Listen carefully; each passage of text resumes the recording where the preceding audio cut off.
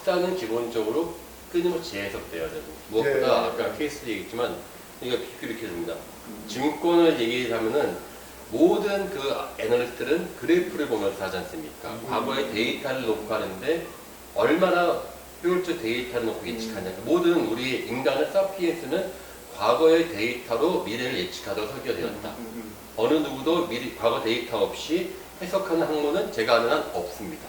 네, 맞습니다. 예, 그래서 근데 저는 이제 그 공부 깊이가 깊지 않으니까 어떤 분들은 그 유물을 볼 때 어떤 감독을 특히 네. 우리 강가진 같은 경우는 유물을 보면서 감동을 많이 느끼실 것 같은데 그 수준이 안 돼요. 그 유물이 얼마나 유니있고 아름다운지를 이 가슴까지 안 오고요. 저는 외로 그런 그 뭐 산이나 강이나 이런 걸 보면서 와 이런 환경 속에 있었구나. 그리고 어디 뭐 오아시스 같은 데 가서 여기를 알렉산더도 지나갔고 징기스칸도 지나갔고 뭐 요런 큰 이렇게 랜드스케이프를 보면서 어떤 걸 느끼고요. 아니 근데 우리 그 브루스는 단순히 역사 좋아하는 것이 아니라 특히 유목민들의 삶에서 막 엄청나게 많은 예, 그러한 인사이트를 얻고 그러니까는 유목하면은 다들 그냥 말 몇 번 타고는 질려가지고 이게 뭐야 이게 진주도 못하고 좀 그런 불평들이 많은데 브루스는 그 유목 생활을 통해서 많은 어떤 기업에 대한 힌트를 얻는 것 같더라고요. 정말 좀 많이 배운 것 중 하나가 이런 유목민들이 약탈을 하고 나서 약탈물을 어떻게 분배를 어떻게 하느냐에 대해서 그 많이 찾아서 많이 읽었어요. 징기스칸이 해서 뭐 성벽을 제일 많이 오른 자, 아니면 적장을 칼을 제일 먼저 찌른 자, 하여튼 이렇게 해가지고 굉장히 농공행상을 치열하게 하고서 이렇게 이걸 분배를 하더라고요. 약탈물을 분배를 하고. 그리고 뭐 예를 들어 헝가리나 폴란드를 침공했던 몽골군이 한 명이 죽으면은 그 집이 뭐 몽골 초원에서 천막을 왔다 갔다 하는 천막에서 살고 있는데 거기까지 보상이 그 죽은 아버지가 싸워서 얻은 전공에 따라가지고 그 보상품을 낙하에 터벅터벅 싣고서 그 천막까지 배달해주고 이런 분배 시스템들. 그리고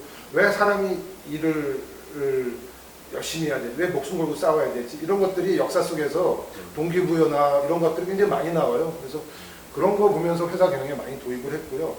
실제 회사에 입사하는 사람들한테 뭐 CEO 징기스칸 이런 뭐 아주 얇은 책들 같은 것들을 필수적으로 읽게 하는데 3개월 지나고서 인터뷰를 해보면은 저희 회사에 대해서 유목민 집단 같다는 얘기를 꽤 많이 해요. 그리고 그게 제가 일부러 이렇게 강제적으로 유목민의 문화를 도입을 하겠다는 게 아니라 뭐 그런 책을 맨날 읽다 보니까 그런 유목 정신이나 노마드 정신 같은 것들이 21세기에 굉장히 맞는 정신이라고 생각이 들고 그거가 회사에 좀 자연스럽게 체화가 됐고 그게 회사 성적에 좀 도움이 되지 않았나 이런 생각을 하고 있습니다. 특히 이 브루스의 이야기가 저한테 와닿는 게 한국은 전통적으로 산업공상이라고 하는 게 물론 지금은 완전히 근대화가 되었지만 여전히 우리는 돈을 이야기하는 것 내지는 모든 사람 돈을 좋아하지만 돈에 대해서 이야기하는 것 대신은 재테크하는 거에 대해서 우리는 배워본 적이 없거든요. 아마 우리 브루스도 이제 치열한 60년대에 태어나서 7, 80년대를 살면서 21세기에 어떻게 보면 돈을 버는 법에 대해서 체득했는데 한국 전통 사회가 별로 마음에 안 들어서 이국 사회 좋아하는 거 아니에요? 그렇죠. 그러니까 제가 사실은 뭐 약간 유난한 게 그 주자적 질서, 특히 조선 후기에 강화된 그 주자적 질서에 대한 거부감이 꽤 많이 있거든요. 그게 뭐 지금의 과거제도나 그러니까 지금의 고시제도죠. 뭐 조선시대 과거제도랑 거의 똑같은 것 같은데 하여튼 그런 것들이 좀 유목정신을 받아들인다면 한국 사회가 조금 더 발전적인 방향으로 갈 수 있지 않을까 그런 생각을 자주 했어요. 그리고 거기 물론 이제 그 뭐 우리가 코로나 방역이 잘 되고 이런 게 그런 중앙집권적인 주자적 질서 때문일 수도 있지만 그 장점도 있지만 다른 한면에서는 어떤 뭐 미국이나 중국처럼 상업적 정통이 굉장히 강했던 나라에서 어떤 상업 정신이나 이런 것들이 아주 부족한 부분이 굉장히 많이 있습니다. 그래서 그런 부분은 아직도 우리가 많이 모자란 면이 있다고 생각을 하고 있고요. 그런 것들을 뭐 유목민이나 아니면 실크로드 상인들이나 아니면 그 대학에 시달렸던 상인들 그런 사람들한테 우리가 어떤 정신을 배울 수 있지 않을까 아직도 배워야 된다고 생각하고 있습니다. 아니 근데 저는 약간 의문이 생기는데 여기서 지금 역사 공부가 돈이 된다라고 말씀하셨는데 사실 그게 오늘의 키워드이기 때문에 그게 중요한데 저는 사실 그게 약간 좀 의아스러웠는데 얘기를 듣고 보니까 공부하신 분야가 유목민 사시네요 사실은. 뭐 해남도 그러니까 주작 역사는 싫어하시고 왕조사는 싫어하셨으니까. 그것도 공부 열심히 합니다. 그러니까 제 얘기는 이게 왕조사가 돈이 되는 게 아니라 예. 우리에 없었던 유목민사가 돈이 되는 거 아니셨어요? 쉽게 얘기하면. 아, 근데 제가 이제 강조해서 말씀을 드린 거예요. 그러니까 역사인데 한국에 없던 이제 그러니까 우리가 잊고 있었던 어떤 교류사라든지 예. 그러니까 더 넓었던 초원의 유목사가 돈 되는데 도움이 됐다는 거 아닐까요? 저는 거기서 더 많은 인사이트를 얻어서 그렇죠. 사실입니다. 예. 예. 저는 역사에서 돈을 버는 거 못 봐가지고. 그분의 해석이 맞는 것 같습니다. 네. 어떻게 보면 네. 그 약간 과거에 있었던 그것이 이제 뭐 내가 속한 공동체의 일이든 아니든지 간에 약간 그 역사를 읽는 또 한 가지 측면은 그런 게 있는 것 같아요. 하나는 반성하는 거. 예. 이래 그때는 그랬으니까 이 지금은 그러지 않아야 할 것들이 있는 거고 또 하나는 그때는 그랬고 지금도 계속 그래야 돼. 그러면서 그 속에서 어떤 자금을 찾아가는 그런 것들이 있다고 생각합니다. 맞습니다. 최근에 이제 그 코로나에 막히고 나서 어쨌든 국내에서 바다의 역사 한쪽 다니고 한쪽에서 휴전선을 쭉 다니면서 요새 이제 그 한국 전쟁을 뭐 과분한 일이지만 이제 그 제가 한국 전쟁의 한 전후 10년 이야기를 이렇게 글로 정리를 하면서 특히 그런 걸 많이 느낍니다. 한국 전쟁 때 이제 우리가 어렸을 때 들었던 말은 6.25 동란이죠. 6.25 동란. 6.25 동란. 그때는 그랬어. 라는 실제 그런 회고록 제목이 있어요. 있는데 그걸 보면서 제가 느꼈던 아주 그 역사를 읽는 이유가 딱 생각이 나요. 그때는 그랬으니까 어떤 것은 지금은 그러지 않아야 되는 것을 찾는 거고 그때는 그랬는데 지금도 계속 그래야 하는 것을 찾는 거. 두 가지 일종의 자금과 반성, 성찰 이런 것들인데 그 주로 이렇게 긍정적인 거는 이제 유목사회에서 많이 읽어오신 것 같고 그다음에 약간의 반성적인 어떤 그런 거는 우리의 좀 특히 이제 조선시대도 아마 후기에 이렇게 좀 후기죠. 갇혀 있던 것 같습니다. 맞습니다. 예. 조선왕 돈 벌 사람은 조선왕조 덜 읽기. 덜 읽기. 덜 읽기.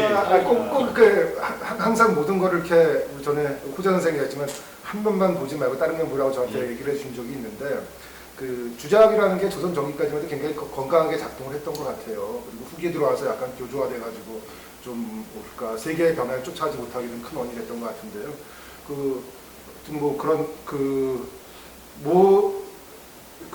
우리 한국 사회에서도 뭐 장보고나 아니면 왕건같이 이렇게 그 회사 활동이나 교류가 굉장히 활발했던 시기도 있었는데 또 어떤 시기에 굉장히 좀 잘 안 되거든요. 뭐 이런 걸 비교를 해보면서 왜 이때는 이게 잘 됐지? 왜 이때 이게 안 됐지? 그 사람들은 무슨 생각 때문에 이런 걸 키웠고 이런 걸 왜 안 키웠지? 이런 걸 보면서요. 그게 현대에도 비슷하게 적용을 합니다. 그리고 지금 뭐 예를 들어 저는 이제 불만 중에 하나가 제가 배운 학교에서 배운 역사들은 대부분 정권에서 가르치고 싶은 역사들을 가르쳤던 것 같아요. 그리고 그런 걸 보면 좀 속상하기도 하면서 외로 이 역사를 제대로가 아니라 다양한 각도에서 제대로는 아니고 다양한 각도에서 보면은 우리 학생들이나 아니면 학교에 있는 사람들이 배울 수 있는 레슨들이 굉장히 많은데 그런 것들을 너무 원사이드하게 가르쳐주지 않나? 특히 저 왕초 선생님의 글을 좋아하는 것 중 뭐냐면 남들이 요즘 이제 막 말 많은 것들 막 시끄러운 것들 싫어하는데 왕초 선생은 조선 독립운동사, 한국전쟁 이렇게 남들이 다 쓰기 싫어하는 거 찾아다니면서 지금 모택동 이런 거 그런 부분이 참 왕 선생님 쓰시는 글이 멋있다고 생각합니다. 아유 감사합니다. 사실은 그런 주제를 선택하고 그런 주제를 간 그 몇 가지 이유는 있지만 그 중에 한 가지는요. 그 주제를 내면 돌아다닐 곳이 많아요. 한 군데 가서 고고학자는 뭐 이게 제가 그 선입관인지 모르지만 강가대는 어디 가서 한 번 땅 파기 시작하면 한 5년은 파야 되는 거 아니에요? 한 군데서. 그렇죠. 물론 이제 물론 5년 내내는 아니야. 저는 한 가지 주제를 잡으면 가능하면 많이 여러 곳에 이렇게 그 끝없이 돌아다닐 수 있는 주제를 찾는 그 이 속마음이 있죠. 그래서 사실 지금도 한쪽에서 바다의 역사 이런 걸 놓고 뭐 이렇게 좀 공부도 약간씩 더 해가면서 자꾸 뭐 페낭에 말라카에 뭐 싱가포르 이런 데를 찾아다니고 뭐 포르투갈 말고 지중해를 갈까 하는 그 바다의 역사 이런 이야기도 사실은 한 5년 동안 다닐 수 있는 주제라서 5년이 아니라요? 500년입니다. 어쨌든 놀기 위해서. 네. 아니 답사하기 위해서. 죄송합니다. 재미있게 여행하기 위해서. 재밌게 여행하기 위해서. 맞습니다. 그게 역사건 뭐건 간에 공부하는데 즐거움이 없다면 어떠한 인생의 의미도 없다고 생각합니다. 맞습니다. 그래서 저도 공부하는 학생들한테 제 수업 때 가장 먼저 하는 게 너희들이 이번 학기에 나랑 즐겁게 공부할 준비가 되어 있다면 다행이고 1학기 끝나도 학점이 어쩔 수 없지만은 재미있게 너희들이 하길 바란다. 재미는 우리의 인생을 이끌어주는 가장 확실한 원동력이다라고 하는데 그렇게 본다면 여기 있는 역사를 좋아하시는 분들은 정말 행복하다. 물론 돈의 유무는 차치하고 예. 제가 한번 브루스한테 이런 질문 드리고 싶은 게 사실 요즘에 한국 사회도 전 세계적으로 보면 인문학, 특히 역사 이런 거에 대한 뭐랄까 이제는 인문학 홀대가 아니라 인문학 혐오까지 가는 것 같더라고요. 사람들 아주 그냥 무슨 젊은 사람들이 그런 거에 대해서 아마 너무나 뭐라 그럴까 하는데 제가 해외에 있는 많은 CEO들도 다 이렇게 인문학적 마인드로 성공했다라고 들었는데 그래서 이렇게 CEO의 입장에서 역사라는 것이 경영에 도움되고 인생에 도움된다라는 어떤 확신이 있으니까 다시 한번 우리 이거 보는 독자들, 젊은 사람들한테 특히 인문학 무용론까지 나오고 있단 말이죠. 역사가 왜 필요하다 이런 것들을 한마디 해준다면은 나를 비롯해서 모든 역사와 관련된 사람들이 힘을 내지 않을까 싶어요. 네. 회사 경영을 오래 하다 보니까 처음에 이제 제일 중요했던 건 마케팅 어떻게 잘하지? 그다음에 어떻게 무슨 기술을 개발을 하지? 아니면 어떻게 자금을 마련하지? 이런 기술적인 부분들이 되게 중요했는데요. 점점 이제 저도 이제 사장들만 23년 지금 하고 있는데 점점 중요해진 게 가치하고 철학이에요. 그리고 지금 생각할 때는 가치나 철학이 어떤 기술적인 것보다 기술적인 게 꼭 테크놀로지뿐만 아니라 하여튼 회사 운영에 필요한 여러 가지의 필수적인 기술들을 얘기할 때 그런 것보다 가치하고 철학이 훨씬 더 중요해요.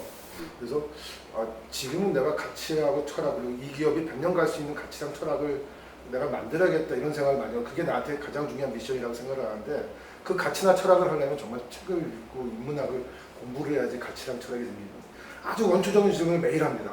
나 왜 살지? 내가 이 짓을 왜 하고 있지? 내가 돈 벌어서 뭐 하지? 이런 질문을 똑같은 아주 기본적인 질문을 자꾸 자기한테 하면서 거기다 답을 찾으려고 노력을 하고 있거든요. 사실 개인적으로 골프를 안 쳐요. 골프를 저처럼 이렇게 사장질 하는 사람 중에 거의 대부분이 골프를 치는 걸 알고 있는데 안 치는 이유 중에 하나가 공부할 게 너무 많은 거예요. 그리고 2015년부터 이제 책을 묘하게 바꾼 세계사라는 주제로 해서 계속 책을 쓰겠다는 생각으로 글을 정리를 하고 있고 역사책을 조금씩 훑어보는데 주말마다 주말에 일요일날 아침 9시부터 새벽 1시까지 14시간을 책상에 밥 먹는 시간 빼고 앉아 있어도 이렇게 피곤한지를 모르겠어요. 그게 되게 행복하고 그다음에 나한테 어떤 인사이트를 주고 내가 인생을 어떻게 살아야겠다는 어떤 느낌을 주고 그래서 너무 좋다. 정말 피곤하지가 않아요. 좋아하는 일을 하고 재밌는 일을 하니까. 그래서 다른 사람들도 이런 재미를 참 많이 느꼈으면 좋겠다라는 생각을 하고 있습니다. 근데 이걸 보면 사람들이 나도 역사를 공부해야 돈을 벌자. 돈을 벌면은 책이 재밌어진대라고 얘기할 것 같은데요. 그래서 제 생각에는 우리가 역사가 왜 중요한지에 대해서 사실 아주 교훈적 이야기 필요 없을 것 같고 오늘 샤넬 이렇게 브루스처럼 아까 너무 인상적이었어요. 하루 종일 공부해도 지겹지가 않고 재미있다는 거.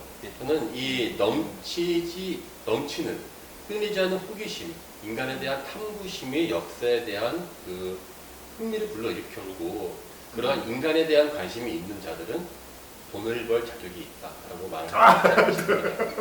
생각났습니다. 내가 아까 이 앞뒤가 서로 헷갈려 보이는 거에 그 얘기했는데 돈을 벌었으니까 경영을 할 수 있는 건지 경영을 잘해서 돈을 버는 건지 이런 것도 있고 또 하나는 역사를 잘 읽으면 돈을 버는 건지 돈을 벌면 역사도 재밌게 읽을 수 있는 건지 이 두 가지는 섞여 있다고 생각을 합니다. 근데 지금 브루스가 얘기한 거 역사를 읽으면서 거기에서 캐치한 인간에 대한 어떤 인사이트, 직관 이런 것들이 경영에만 적용이 되겠습니까?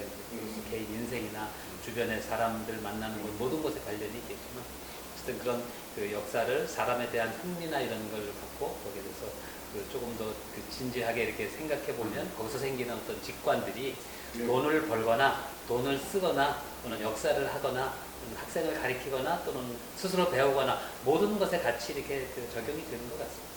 존경스럽습니다. 갑자기. 아니, 역사에 대한 인문에 대한 호기심, 저는 이렇게 말하고 싶어요. 호기심이 많은 사람은 늙지 않습니다. 제 주변에도 등이 많은 게, 이제 저희 뭐 공부하는 사람 대부분 로망이 이제 대학에서 전임을 얻고 뭔가에게 사회적으로 안정된 자리를 원하죠. 그러면은 그 자리를 얻는 이유는 내 공부를 많이 하기 위해서 하는데, 많은 그 선생님들은 그때부터 공부가 재미없어진다는 분들이 많고, 호기심도 사라져버리고, 에이, 뭐, 좋아서 하는데, 어떻게 본다면은, 브루스에서 우리가 부러운 점은 이 사람의 사회적 성공이 아니라 끊임없는 인간과 역사에 대한 호기심이 아닐까. 저는 그래서 그 브루스, 그 호기심, 앞으로 그냥 80대까지, 90대까지 계속 이어나가면서 계속 더 많은 인사이트를 우리에게 주길 바라겠습니다. 아, 예, 좋게 얘기해서 감사합니다. 너무 약간 우리 분위기가 약간 원래 그 처음에 약을 타고 그 다음에 잡아야 돼 이제.